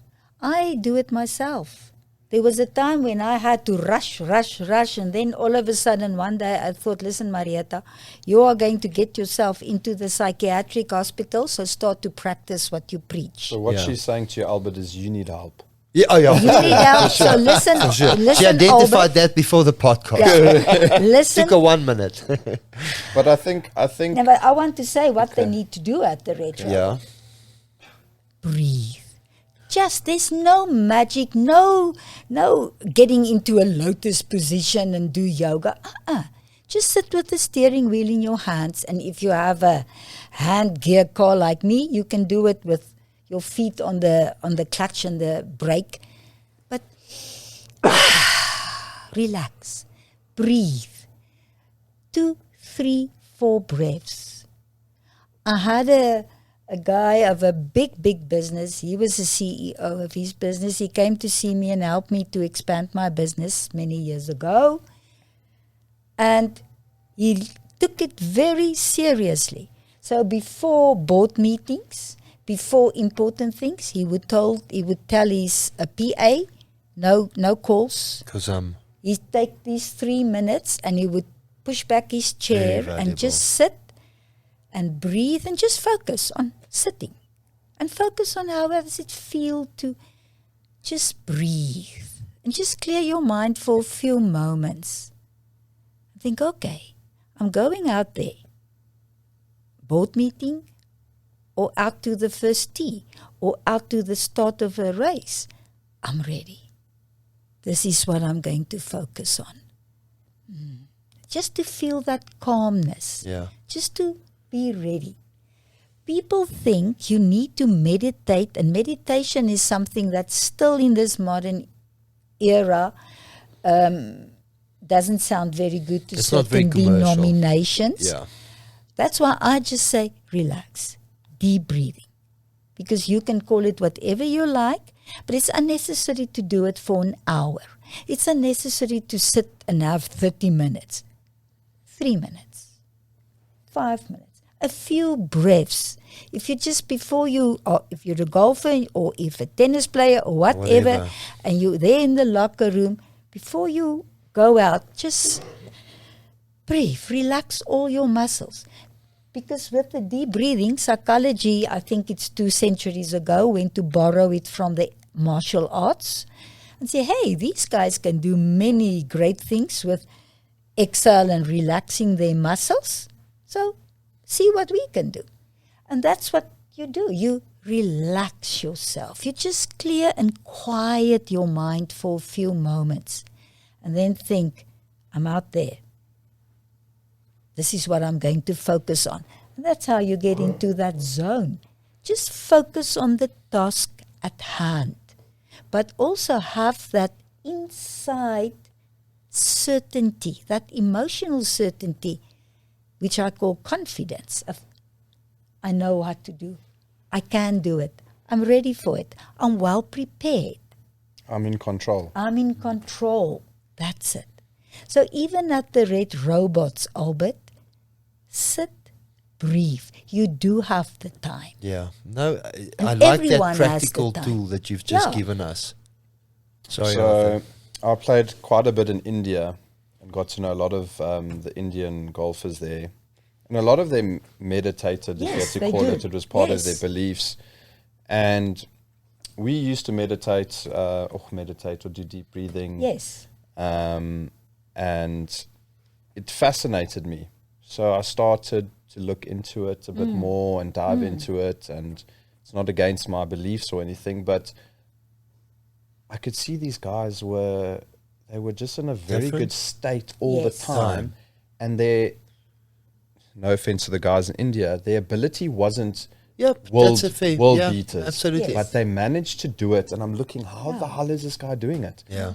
So for me, I started meditating, if you had to call it, when I wake up, first thing in the Yes. morning. Yeah. Okay. And, I wanted to do it for 15 minutes or so, 20 minutes. I know that sounds a lot. No, but it's a good thing. It if you have the created time. more mental strength. Yes. Because it is not easy to do. No. 15, 20 minutes. It's a focus exercise. Correct. So I thought if I could get mentally tough by doing this for X amount of time, it's going to benefit me on the golf course. Yeah. And I'm not saying everyone needs to do it, but it's just an exercise, right? And I remember when I was an amateur, sometimes, you slap gat and you rush. You rush on the range, you rush to the putting green, you rush to the tee box, and then You rush your swing. you rush everything and you start off badly and then you have to bring it back and whatnot. And So before that- you know it, the 18th holes is finished. So just before you know it's finished, and you're like, why didn't I just take a moment to calm down? Correct. Sorry, So that is the benefit of hindsight. deep breathing, Yes. meditation, just to get into that calm mode or and state. Yeah. Or Quiet yes, mindset. correct. But that help around the house? Did that help helps with the around other stuff everything. around it you? helped with my relationship because I was more relaxed. You It were more helped patient. with yes, it It helped helps with to be more patient. me thinking things through, making decisions, and also looking. Sorry, Maretha, on the golf course when I was doing it, I started more like, okay, I hit my shot, and then in between shots, I was almost still in that state. Like, okay, how Yeah. beautiful is that bird? Walk and Yeah. enjoy. Or, and relax. yeah. or you I look hear at you. it's I hear bloody you. windy, Yeah. you can think, yes, why is it windy today? But look at the can trees enjoy the moving. wind. Like, Yeah, I hear you. I hear you. Okay, it's I not hear- like you're on no, drugs or no, anything, but I but hear you know you what I mean. completely. No, but that's it's a change of exactly- mindset. and Correct. that's I what agree we with say. you. so there's so many, what I'm trying to say, there's so many mental tools that Maretha or someone can help you. Well, there are 4 main mental tools, Correct. Yeah. which breathing is one of. Yeah. And let's call it exercises or homework. Yes, or it is. But you were willing to do the homework. I had- I get many guys saying, too much work for me. I had a file and I had 2 books. I'm proud one of you. book in my golf bag, one book next to my Mooi, bed. Arthur. And listen, sometimes you have that long day, eh? Like wake up, you 6:30 tee off, you go wake up early, you wake up at 4, you go play, it's hot, then you got to go practice, then you go have dinner and you cool down, and now still you have get to into do bed, your now you still got work. to do your homework. Yeah. Or your work. Let's call it not homework, your work. And it's tough, but some guys have the ability to do it. They and do be it. It's consistent. that Eric's a self-discipline. great example. Yes, he is. He will put that first above anything, whether it's replying to a friend or Also his meditation. correct. So that what's the right word of the discipline to do Yes, that is self-discipline. key. Yeah. Another stupid example of myself once I stopped No playing. stupid example. Yeah. Good example of myself. Okay.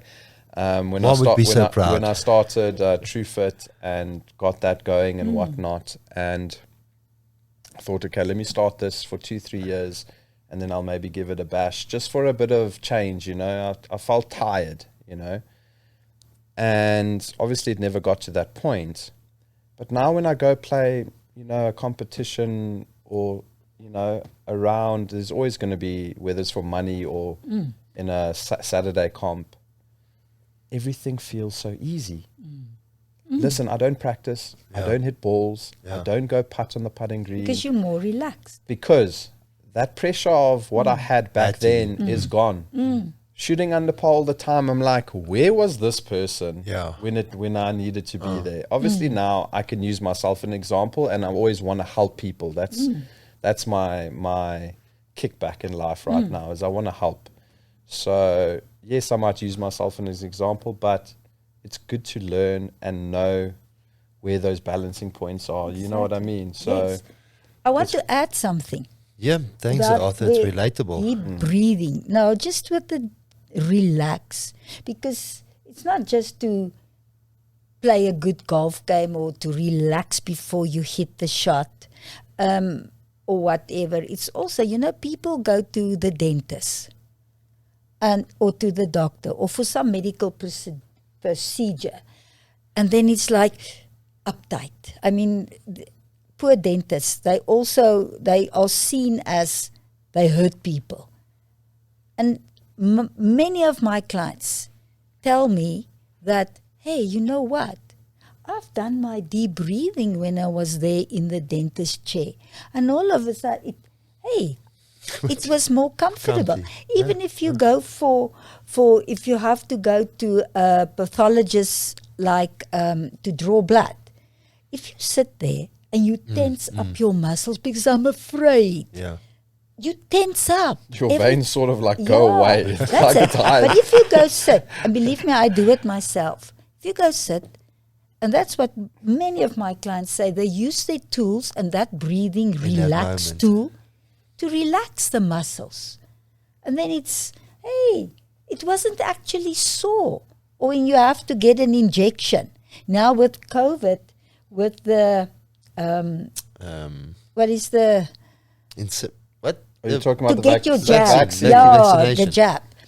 I noticed so many people standing there and they would go, ooh, ooh. That's why that thing was sore, because you like... but exactly. Yeah. So relax. It's not only to play a great shot or to move faster and better and more supple.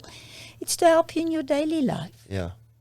Just to be relaxed and to be calm and have that quiet mind. It's good for you. I always call it mental Prozac, because a certain age of people will know about Prozac. It was that feel-good tablets that the doctor gave you. Instant gratification. Yes, but why take a chemical thing if you can take a mental thing? Yeah. Yourself, it's much more healthier. Your own positive thoughts, your own just, hey, calm down. It's okay. Relax. And breathe. So that's the mental Prozac. So you make yourself depend on yourself. You create the tools for yourself to deal with all of that. Exactly. Because chemicals are always short term. Yes, of course. And long term, it has a very bad effect. But on the long term, your mental is forever and ever. And there's only positive side effects. There's no negative side effects. Yeah. I mean, think about it. My brother is a heart surgeon, right? A pediatric heart surgeon. And I'm intimidating, Arthur. Hey? I'm intimidated. No, but just sorry, man. So it might be unrelated, but obviously. No, but he has to apply his mental strength. I tell you, I want that guy to see a psychologist before he operates on me. No, but that's what I'm trying to say. Like, he obviously has to prepare. Okay. Very well. You're working in a hole this big. Yes. Okay. Right. Stressful. He has to prepare. Okay. And he has to get into his mental state. Yes. And what he does is breathing. Be task focused. Correct. Stick to this task at hand. Get your... Trust yourself. Because your hands can't shake. No. So you've got to control your body, which includes deep breathing, as we've discussed. And trust yourself. Correct. Be confident about what you know and your skills. One little slip and listen. Yeah. That's it. But if he starts to think about just one little slip. So it's a wonderful actually example. Thank you. Because yes, they do a lot of any surgeon.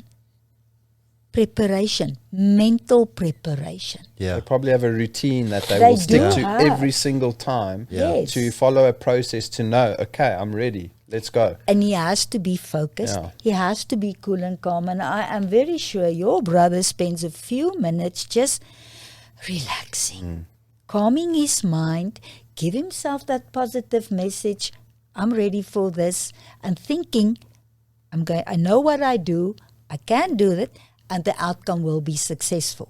But if he thinks don't, never, watch out. Yeah. So it's a great example. It's a very So good whether it's example. golf, Or whether, you know what I want Doesn't to matter. add. It's for any person. It's very interesting. Michael Schumacher, he was one of my heroes. And it is known about how he spent hours on mental preparation for his races. Yeah. Hours doing his breathing relaxation. And I want to say to the people listening, some people can talk about meditation, but meditation to the man on the street is like you need to go sit somewhere and Somewhere in a class, yeah. That's why I just use the word, do your breathing, your relaxation, and your quietness. quiet time. Your quiet time. And whether you pray in that quiet time or whether you just relax and clear your mind and think nothing, it's okay. Yeah. It's your choice. Schumacher was known for doing his meditation, his breathing, to relax body, to quiet mind. Because you needed to focus. Task at hand. He did a lot of imagery.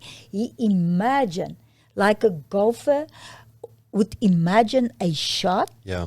And a tennis player, he would imagine going around that race course. And he also, and this is what, also imagine the what if. What if somebody wants to pass from the inside? What if he wants to pass around? How am I going to handle this situation? He needed to be cool and calm, whatever the situation or the circumstances. Schumacher was a very positive person. He learned, and nobody is born with a positive mindset. Yeah. We learn to think and talk positive. Because what do we do normally? We talk about the not, don't. But we also train because all the media Why? talks to us about is sensational stories. That's how we also get.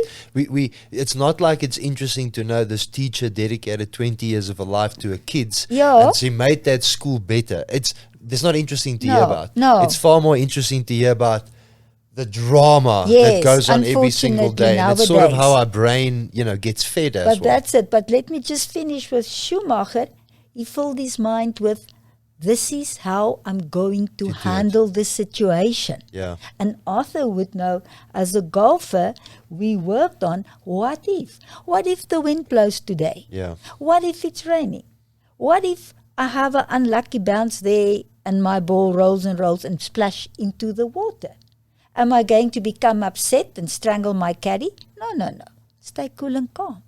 So he's a very good example. And many of the nowadays Formula One races, they are into the mental work. Yeah. Because if you want to be successful in whatever you do in life, you need to work on your mind.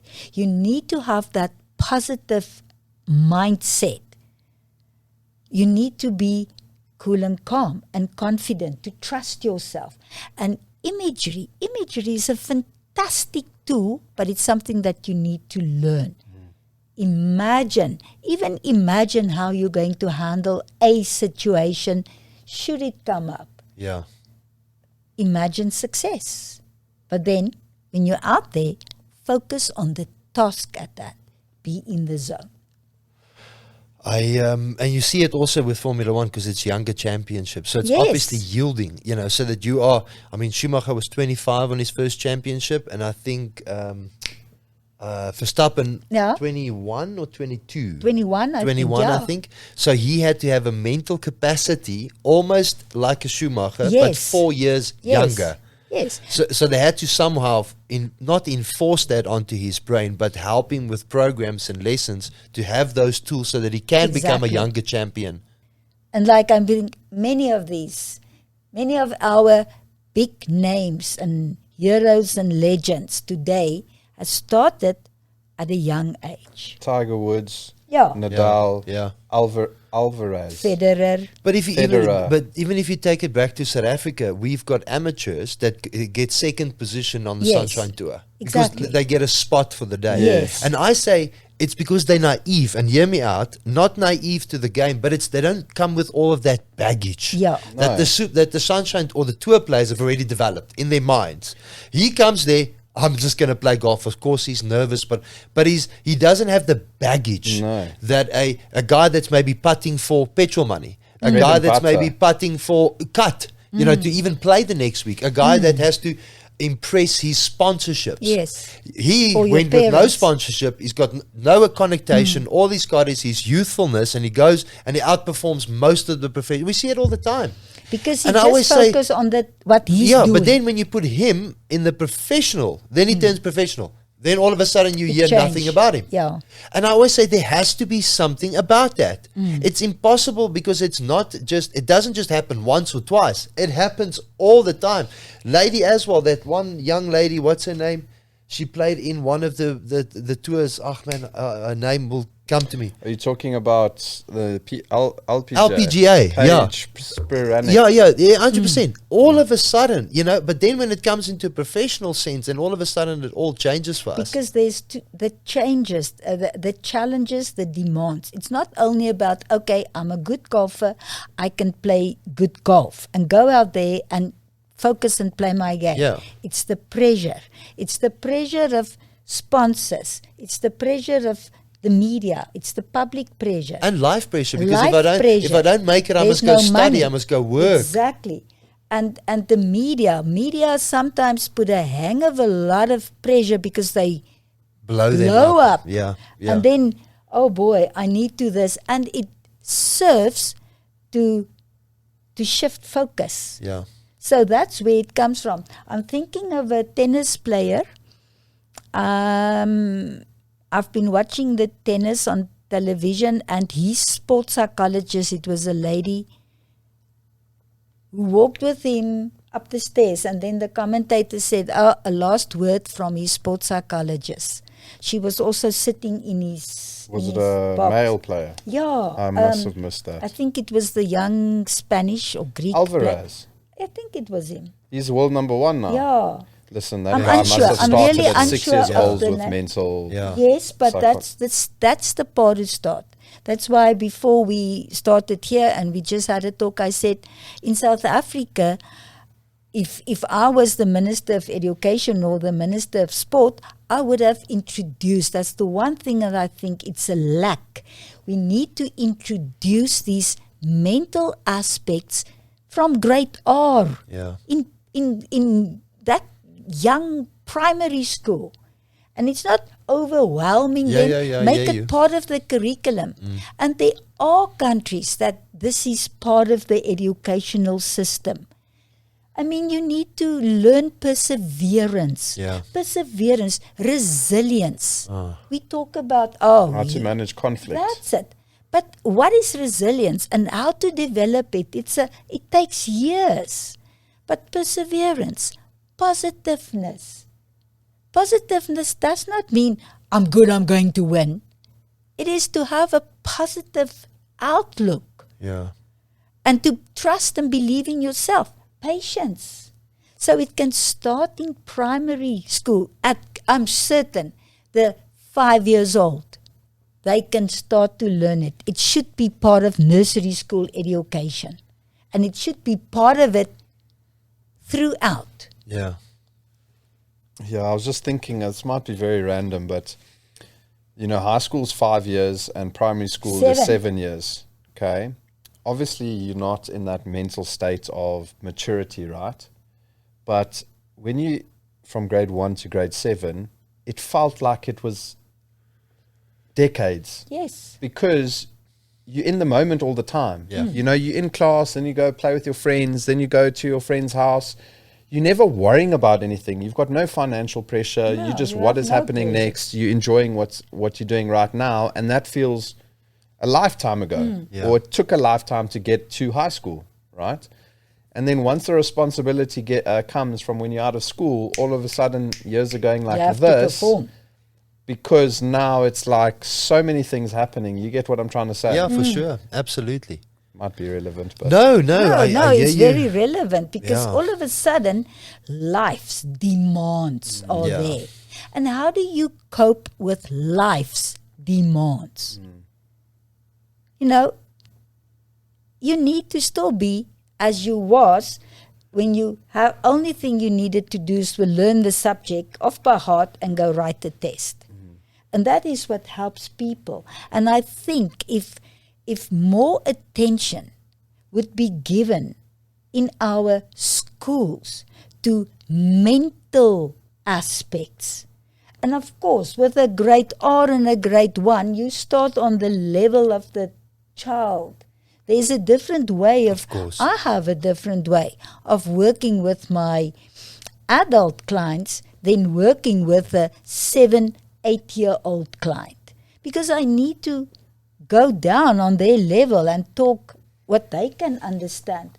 But this is the beginning. And to introduce that. And just to introduce, if you are a grade 1 child and you have difficulty with spelling, yes, of course, maybe the parents should take you for evaluation or to a speech therapist or for language therapy or see why do you have a problem, even an auditory test. But it's also for you to say, it's okay, I will learn this, I will get it right. Or sometimes when a person, that people that have dyslexia, they find it difficult to spell, to read, to write. But I know a person many persons with dyslexia who's utmostly successful, who went to university, who studies degrees. Because, okay, that's me.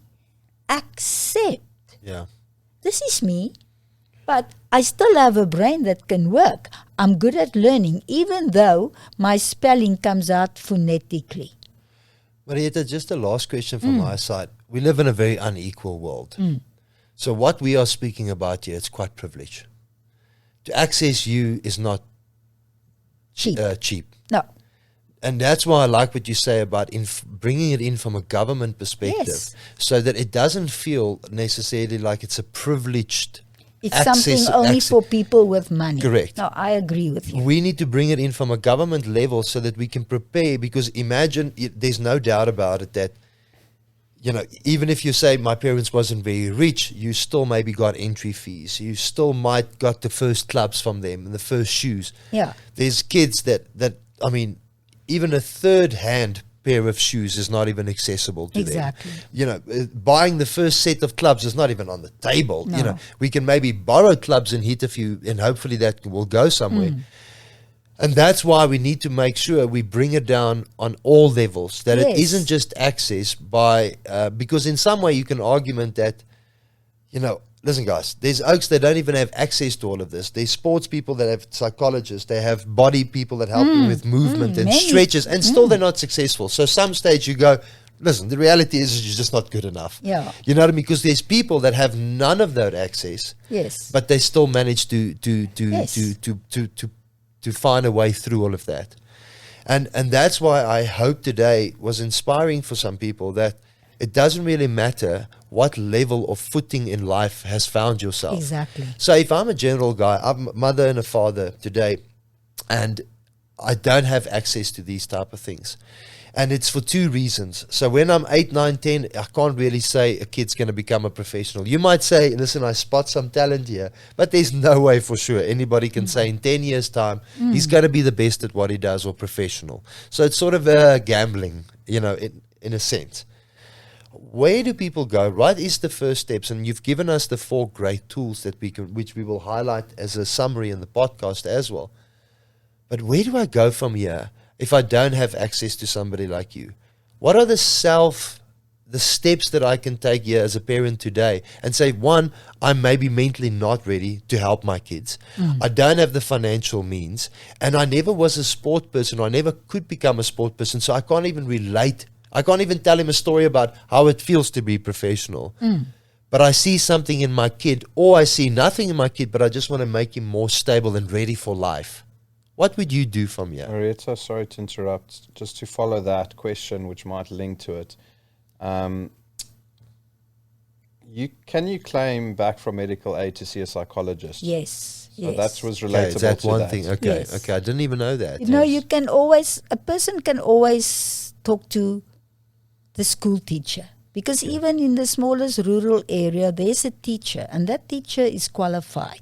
And that teacher, to become qualified, that teacher had to take psychology as a subject. So that teacher knows about basic things. Yeah. Okay, that is not a specialized sports psychologist, but it's somebody who knows about thoughts and emotions and how to handle things and persevere, etc. So yes, and even if the teacher says, you know what, and I think teachers should do that, and coaches, but the teacher is the beginning, is to say, I'll find out. Yeah. Because there are many books. There are podcasts like these. There's YouTube. There's Google. Yeah. You can Google, but sometimes, and I say it to my clients, and I think I'm privileged to have clients who can, yes, they either have a medical aid that pays out for psychological services, or the parents can afford it. And even if parents pay off an account, they still able to work with me.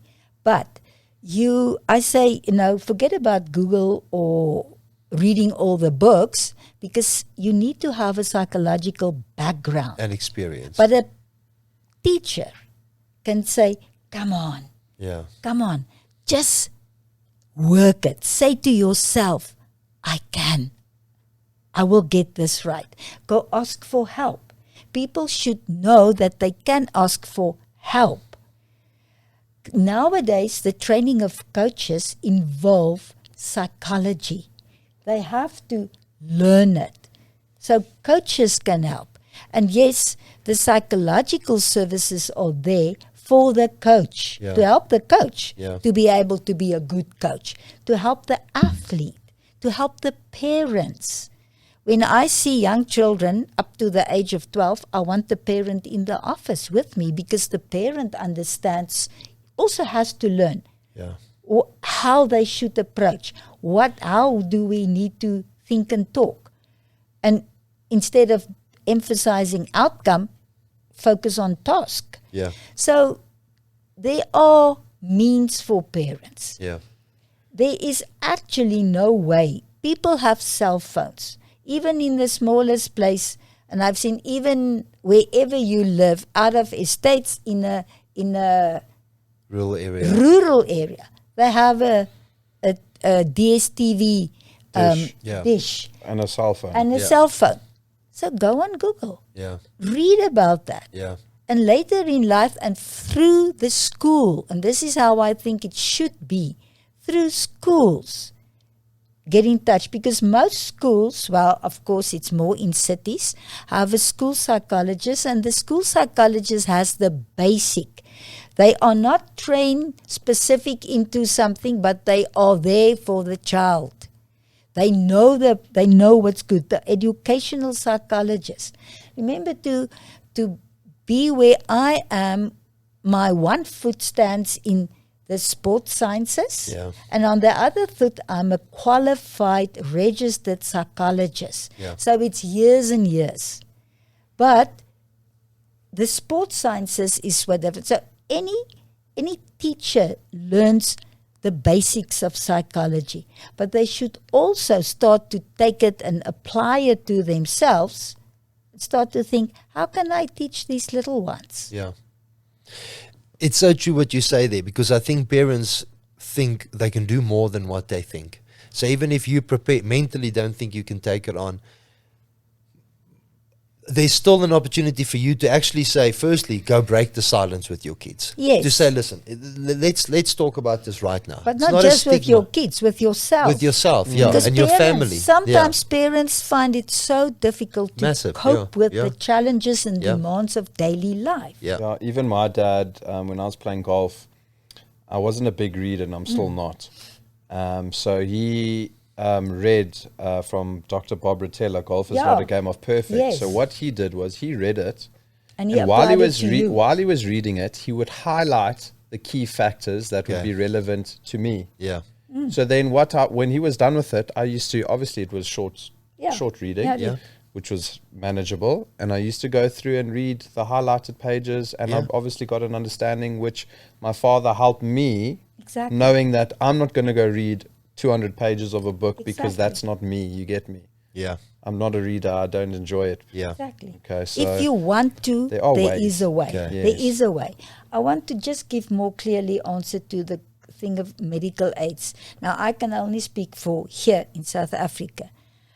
Like as a psychologist, my practice is registered with every single medical aid that we have, because we pay the fees to BHF and then yes, it depends on the medical aid. Type of medical aid. If you have a hospital plan, of course it's not going to pay out. Yeah. If it's a saver, well, then you need that money maybe for Emergency, physical dental, emergencies, whatever. medical stuff. But most medical aids do pay out for psychological services. And seeing a sports psychologist, that is, you need to be a registered psychologist. Yeah. It's also psychological, because what do we work with? We work with how to handle stress, how to handle anxieties, how to handle pressure, how to cope with situations. So it is psychological services. But speak to people. I mean, look at you here this morning, Maretha, and what a privilege for us to have had you. You just immediately came on to share your knowledge. There's no attachment to this conversation. To share my knowledge. And I think people would be surprised of if your kid, and I'm not saying you open up the floodgates, but if there are kids that are struggling or a parent doesn't know exactly what to do, I say start reaching out. Yes. People are actually amazing, and how they respond to things and how much they can help. If you look at the Sunshine Tour, with OG Malefe, which we also had on here, and he was telling me that if he says he needs help with the kids, people just open their arms. Yes. Okay, OG, we're going to be there. We're going to help here. So you'll be surprised. But for me as a parent and as a mother or a father this morning, start the conversation with your kids. To say that life, it's not just about you physically being strong and fit. It's not just about putting nice clothes on for the day. We need to prepare you for life. Yes. And with that, the brain is the biggest part of our human body. It might not be in physicality, but it certainly is It's the computer. It's the running computer. Everything. So and the mind is in exactly. But it's the one thing that we don't talk about. It's the one thing that there isn't programs in school. I mean, never in my school once do I remember somebody coming in and speak to us about the mind. It was toughen up or get off. If you don't perform, I'll replace you. That's the toughness. That's it. And I say that it served a purpose to some point, because I say not because today it feels like the opposite is happening. We are too easy on people. We make it, but I suppose I'm not qualified to speak about that. But for me, it's like just start the conversation. Break that rule of I'm the toughness, or in this house we don't speak about this, in this house. And Maretha, what I also found is my dad really, really integrated with me is humbleness. And the most humblest people today, the most successful people in this world, business, sports-wise, are some of the humblest people. They're confident in what they say. Yes. They're confident in when they come into a room, but they are humble. Yes, they'll be the first ones to make you a others. cup of coffee, the first ones to open up the door for you, and to me, that's a big message that I always want to say to kids, stop your attitude, stop thinking you're better than everybody else. So, you know what, Albert, sometimes that, which I call a negative attitude, is there also as a protection. Because if you go look behind it, you will see there's a small person, despite the muscles. Yeah. And it's also, that person also sometimes need that help. But that's for another day. I hear what you're saying there, I Maretha. agree with humbleness. one never needs to think I'm better than others. I am the person. No. It is to be thankful for what you have and really to be grateful because it's blessings. Yeah. It's absolutely blessings what you can do, even if you can mend shoes. It's a blessing. It's your talent. Do it to the best you can. Whatever you do. If you can mend shoes, do it fantastically. Yeah. And be friendly. And you will see you will be overwhelmed with all the shoes and business. I agree with you. So it's about that, to reach out to people, to reach out. And there's always, and this goes for everyone, to say, hey, it's okay. Like I've said, it's okay sometimes not to be okay. Yeah. Just get back on track or talk to help you to become more okay also in yourself. So the mental part, and that's actually what it is so part of life. It's part of every person's life. Yeah. And I love to work with people. I love to just help people. I think there are many psychologists that's more brighter than I am. Yeah. They have 3-4 PhDs and whatsoever. I have 3 kids and a practice, and I was a lecturer at TUT in Pretoria and Tux at the time. You were a runner? I am a runner and I spin 5-6 times a week if I can. And I'm a friend. Many roles. Yeah. But it's to, whatever you do in life, love it. Commit to it. Go fully flat out. Yeah. And always think, hey, there's someone else who needs a pat on the back. You play such a vital role, and let me tell you what, 60 seconds ago, my mindset also quickly took a change when you said that people, even with bad attitudes, they need help because it creates impact around them. They become better people, and those lessons that they learn, they pass on for the rest of their life. So thank you for the impact you've had in sports in South Africa and all the people that we enjoy. And if you think about it, Maretha, when the Springboks win on a Saturday, the psychologists and all the people that are involved to get them to that point and to always get them ready, it has such a positive impact on us as South Africans and on the nation. The whole nation. If you look at sport since 1994, and I would say it played a role even before that, whether it was more contentious or not, sports plays a massive role in South Africa. It does. And a very unique role to the rest of the world. And I think you're right when you say New Zealand and their rugby, it's very close to how we feel about it. And India with the cricket. India with the Pakistan. cricket, 100%. And I will tell you that I think in South Africa, we do mental is so much more important for us here. And I'm not saying in comparison to the rest of the world, but in New Zealand, you don't have concerns with infrastructure, government, future, health, schooling, petrol price, power. That's not what also has to suck you up. You know, the players there, and that's why I always say it's so amazing. When New Zealand's the media, or in Australia, when they attack our Springbok players over weekend, I always say, have you not learned this lesson? Do not come with us with a mental game, because we will beat you at that every single time. Of course, you can just look at the Springboks and it's a lot to their mental strength. Massive. They standing there, and I like that Zulu impi. Standing and watching that haka. Correct. And I actually love the ritual of the haka. In my family, I think I'm the only one who say, hey, the haka, because I think about the psychology behind it.